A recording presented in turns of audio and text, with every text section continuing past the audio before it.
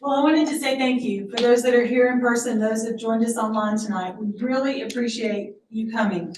I wanted to wrap up with a few key points. As you've heard over the last hour, there is a lot going on in the air branch. We were only able to skim just real high level, but a few things I wanted you to remember. We often get asked, why are we allowing that facility to come into that area?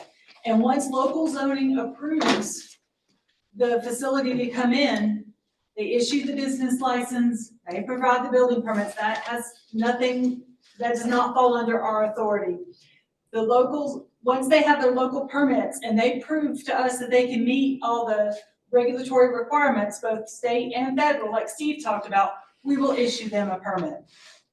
Another thing that people have asked before is, how can, if people are self-reporting, what do we do about that? Do we just take the reports?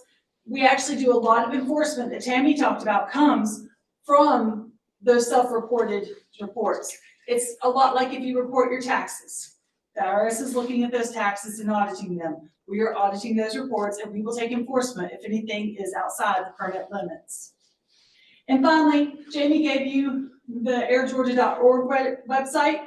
That is where you can find real-time monitoring data for fine particulate, ozone, and a few other pollutants across the state. We also send that data to Air Now, which is EPA's website. Please keep in mind that is raw data taken straight from the instruments, going straight out to the website. So, but that data is there for you to peruse, and you can even see historical data on the website as well. And tonight, all the recordings we have made with this recording and all the presentations will be posted on our Air Branch website. At that location, we'll post them under each of the applicable programs. But before we take our questions, I wanted to give you one more resource for you tonight.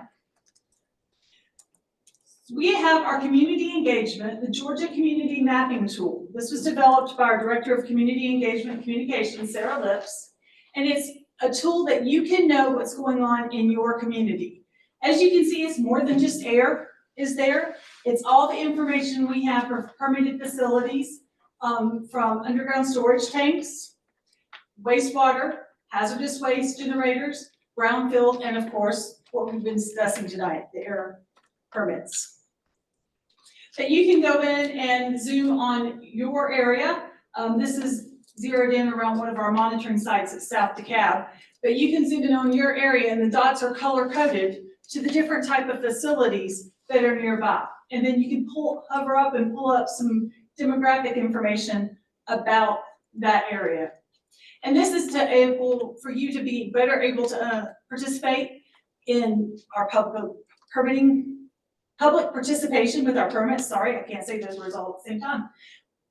The permitting process, so that when you see that a permit is coming out, you can look on this community mapping tool and see if it's one in your area.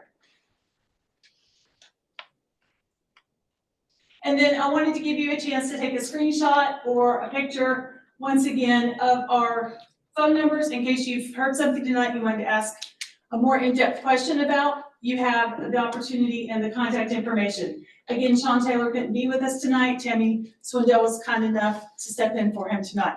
So with that, I'm going to turn it back over to Nick and we will have our Q&A session.